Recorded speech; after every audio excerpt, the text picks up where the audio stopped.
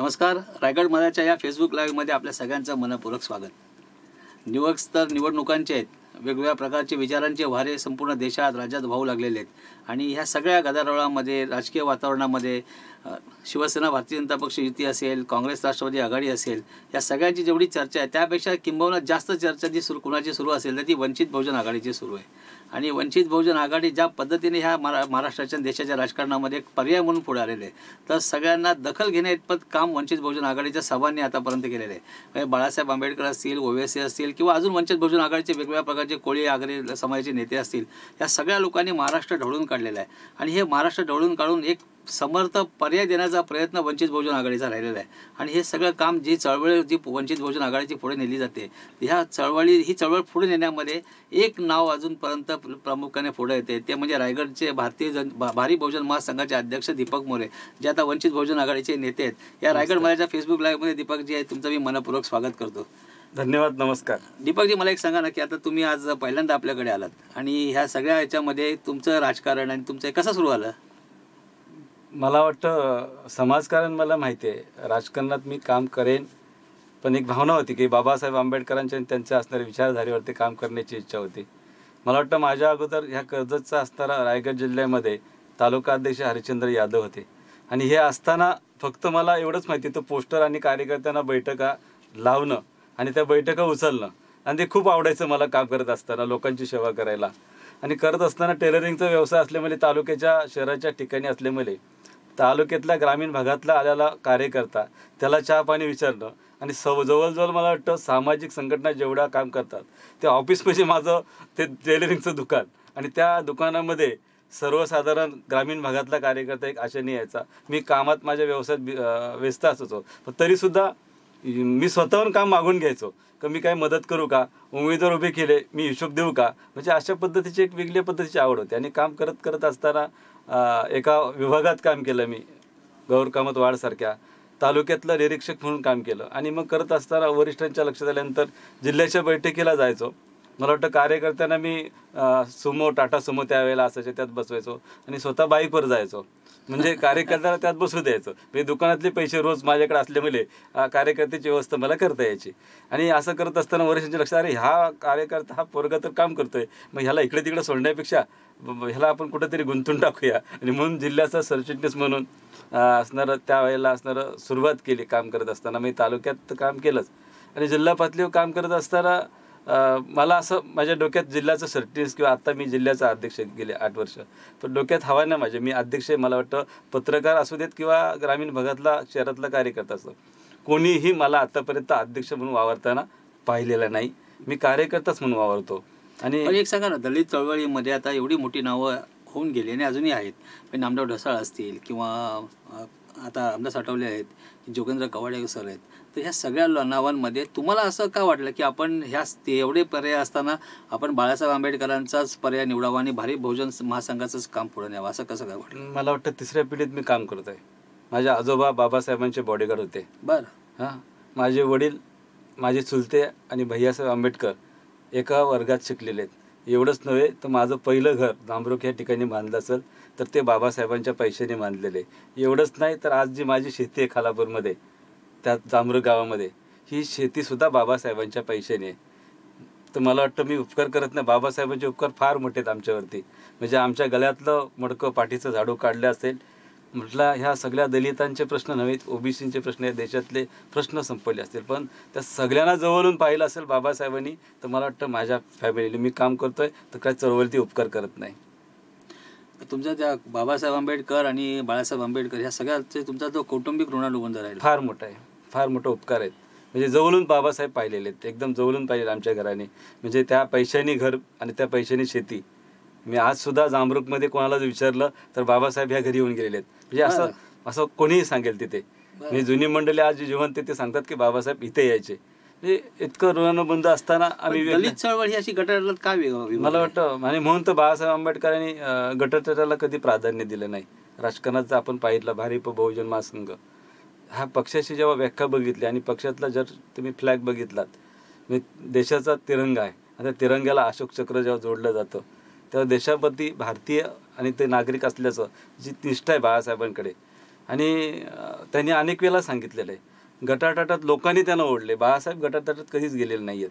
बाळासाहेब बहुजन महासंघातले असलेले व्यक्का या तळागाळातल्या सगळ्या बहुजनाला घेऊन राजकारण करण्याचा जो मानस आहे त्यांचा असणारा, मला वाटतं तो लोकांपर्यंत पोचला नाही.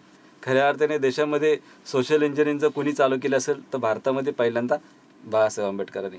आम्ही किनवट पॅटर्नच्या म्हणतो, नांदेडसारख्या ठिकाणी एका भीमराव केराम नावाच्या आदिवासी 26 वर्षाच्या मुलाला तिकीट दिलं. असं तिकीट दिलं की ज्याला राहायला घर नाही, तर पुढचं विचारायचंच नाही, आणि सांगितलं 1 रुपया 1 मत द्या.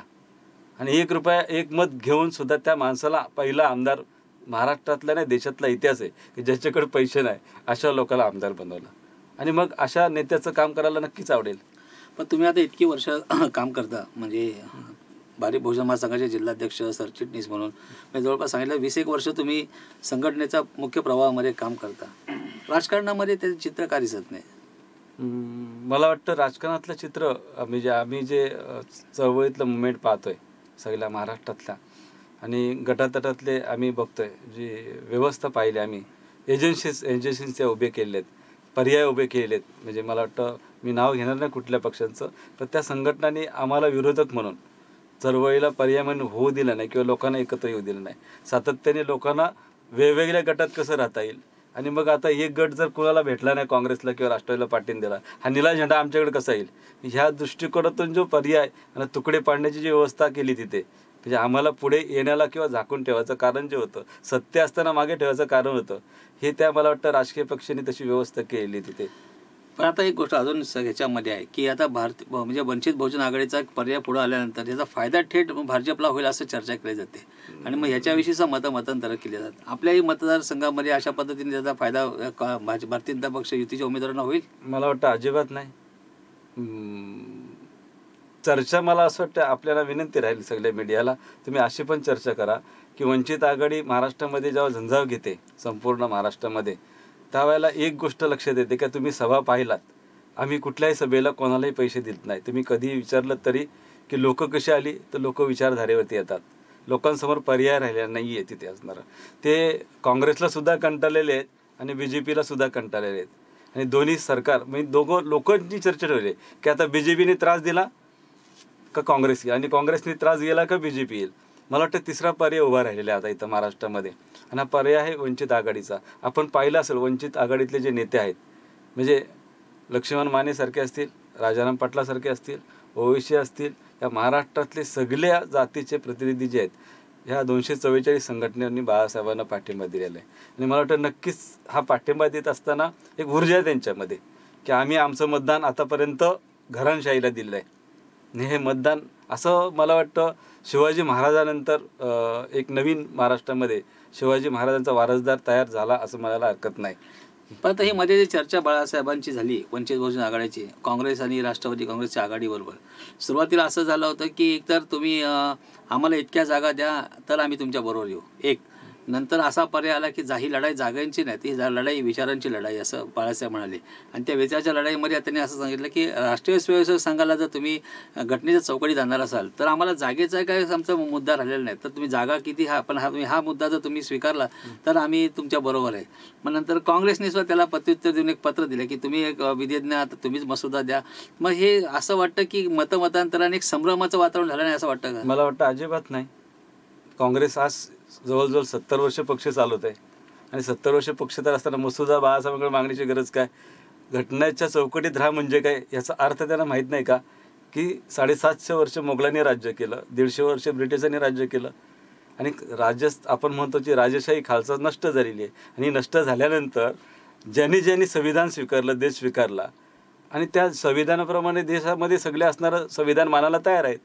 आणि मग आमच्या देशामध्ये राहून संविधान मानणारी लोक आहेत, एकतर त्यांनी देशात राहावं किंवा देशाच्या बाहेर निघून जावं.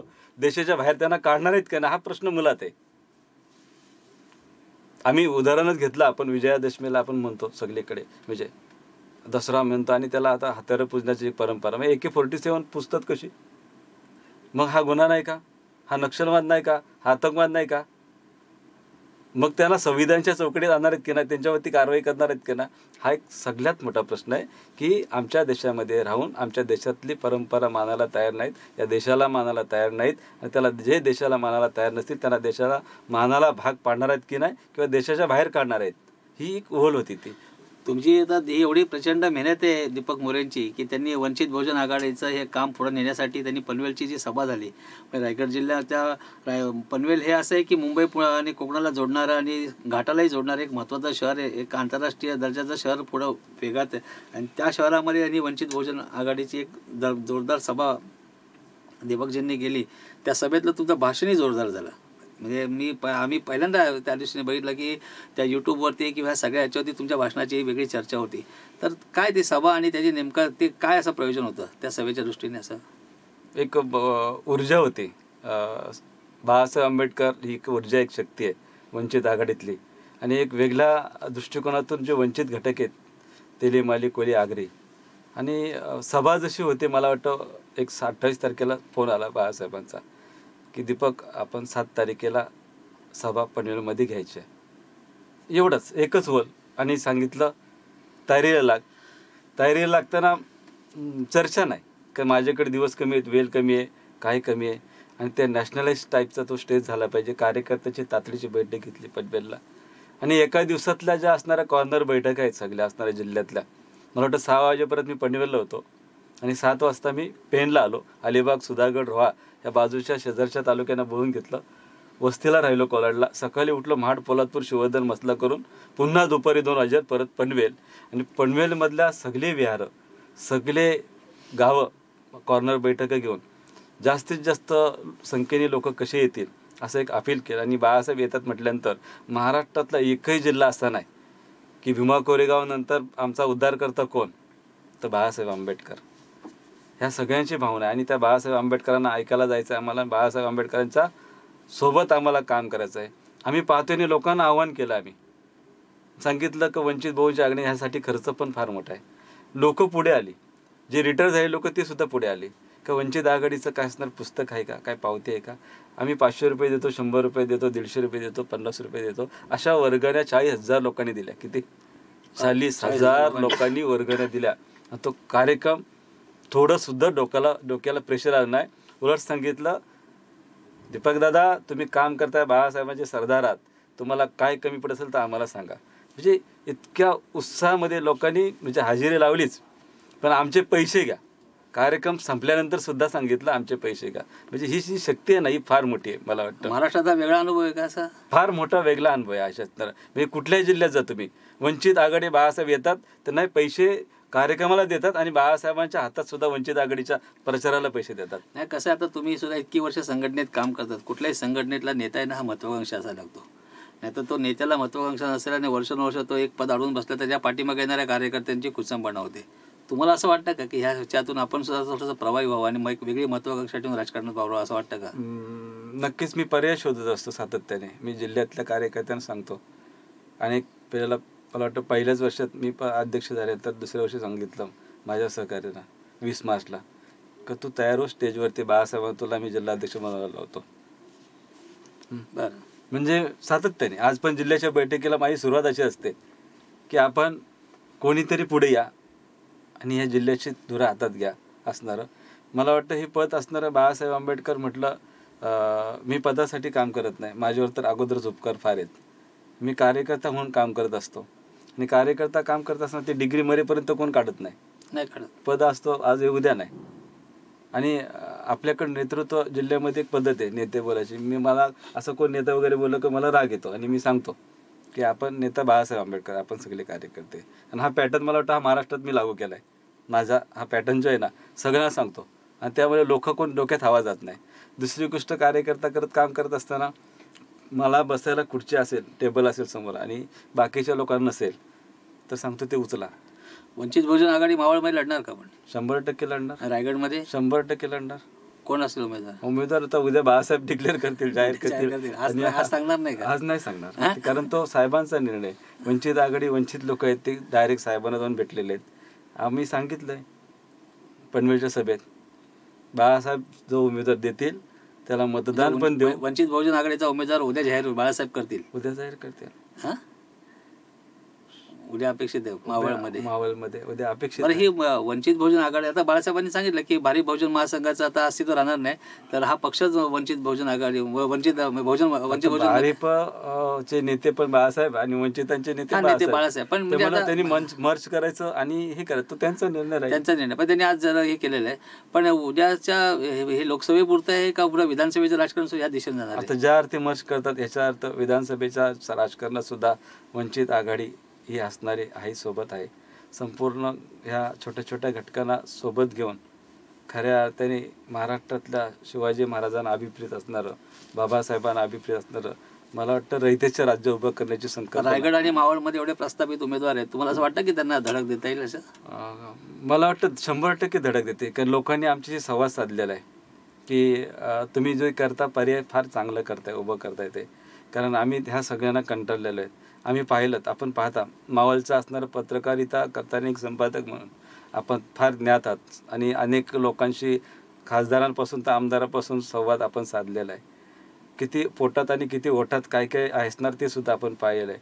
पण मला असं वाटतं आजसुद्धा मावळचे प्रश्न आणि रायगडचे प्रश्न जर आपण पाहिलं तर लोकसभेमध्ये किती खासदारांनी ते असणारं तडीस नेले आणि लावले.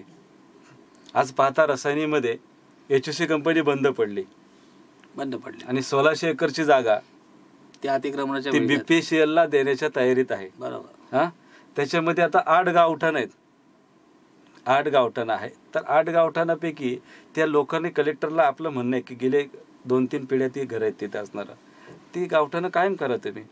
कंपनी वापरात जागा नाही ना, कंपनीच्या वापरात 275 एकर जागा आहे. मग काय केलं मावळच्या खासदारांनी, काय केलं स्थानिक प्रतिनिधींनी, BPCL ला ती जागा कशी काय दिली? एक प्रकल्पासाठी जागा जर परचेस केली तर मला वाटतं ती शेतकऱ्यांना दुसऱ्या प्रकल्पासाठी कंडिशन लागत नाही. ती जागा पुन्हा असणारा त्या शेतकऱ्याच्या नावावर जायला पाहिजे होती, किंवा लोकविकासासाठी ती जागा गेली पाहिजे. BPCL ला कोण तुम्ही देऊ शकता? हा सगळ्यात मोठा प्रश्न आहे. मग 8 गावच्या लोकांनी राहायचं कुठं? राहण्याचा प्रश्न आलेला आहे. आज नवी मुंबईचा विमानतळ पाहिला आपण, प्रकल्पग्रस्तांचे प्रश्न काय आहेत? 12.5% प्रश्न काय आहेत? झोपडपट्टीचा पनवेल महानगरपालिका उरणचे प्रश्न काय आहेत? आज त्यांना नोटीस का म्हणजे त्यांना एक फॉर्म भरून गेले चुकीचे, मला वाटते दिशाभूल करतात त्यांची, की हे भरा तुम्हाला घर दिलं जाईल. किती घर दिलं पाहिजे? आमची वंचित आघाडीची मागणी आहे की ज्या ज्या झोपड्या आहेत त्या पहिल्यांदा असताना जागेचा मालक करा त्या झोपडपट्टीधारकाला. जर त्याला मालक बनवला तर मला वाटतं त्याला जो आज राहतो त्याला हे किती देणार आहेत? 250 स्क्वेअर फूटचं घर देणार आहेत. मालक बनवलं तर 1000 आणि 1200 स्क्वेअर फूटचं घर त्याला भेटेल ना. आमची मुलात मागणी ती आता आहे त्या जागेवरती तुम्ही अर्धा किलोमीटर आतमध्ये न्याल तिकडे महानगरपालिका तर चालणार नाही. तो उद्याच्या त्याच्या शिक्षणाचा मुलांचा प्रश्न आहे. तो रोज बसचं भाडं रिक्षा कशी काय लावेल? तुम्ही विधानसभा लढाल का? विधानसभा वंचित आघाडी लढेल. मी जाहीर केले खोपोलीच्या संकल्प मेळाव्यामध्ये मी कुठलीही निवडणूक लढणार नाही. कार्यकर्ता जाहीर केलं मी कार्यकर्ता म्हणून 24 तास काम करायला तयार आहे. तुम्हाला ते महत्वाकांक्षा नाही? मला अजिबात महसूस सांगित नाही. आमदारपेक्षा काम भारी आपलं, खासदारापेक्षा काम भारी. खुर्चीत बसणाऱ्याला आपण हलू शकतो. कामाची पद्धती वापरल्या पाहिजेत. म्हणजे मनामध्ये पहिली गोष्ट, मी ज्या दिवशी आमदाराचा डोक्यात ठेवीन ते मी लोकांचा नसणार आहे. बरोबर. त्यामुळे लोकांचा राहायचं असेल तर मला वाटतं आपण फक्त कार्यकर्ता म्हणून काम केलं कधी चांगलं. आता ही चळवळीचा कसा काय म्हणजे घरी वेळ देता येतो का? पूर्ण वेळ कसा काय नाही देता येत घरी वेळ, हा प्रश्नच नाही. कार्यकर्ते असलेल्याचं कारणच ते की हा वेळ हा प्रकारच नाही माझ्याकडे. आणि बॅग आणि माझे कपडे गाडीतच असतात 24 तास बाहेर. आणि एक ध्येय उद्दिष्टांनी पेटलेला कार्यकर्ता की मला एक ध्येय होतं माझं आणि ते गाठलं असं म्हणायला हरकत नाही. की रायगड जिल्ह्यामध्ये जे ABCD गट होतं आणि माझं स्वप्न होतं ते का हे काय शिल्लक ठेवणार नाही, मी हे काय शिल्लक ठेवणार नाही. आणि हे बाळासाहेबांच्या आशीर्वादाने मला वाटतं ते काय भीमा कोरेगाव झाल्यानंतर आमचे सगळ्यांचे प्रश्न सुटून गेले. कारण लोकांनी, जनतेने एक पक्ष, एक झेंडा आणि एक नेता स्वीकारला. ऐक्य झालं, लोकांचं झालं. त्यामुळे आता ऐक्यात ज्या वलंगणा ज्या होत्या त्या निघून गेले.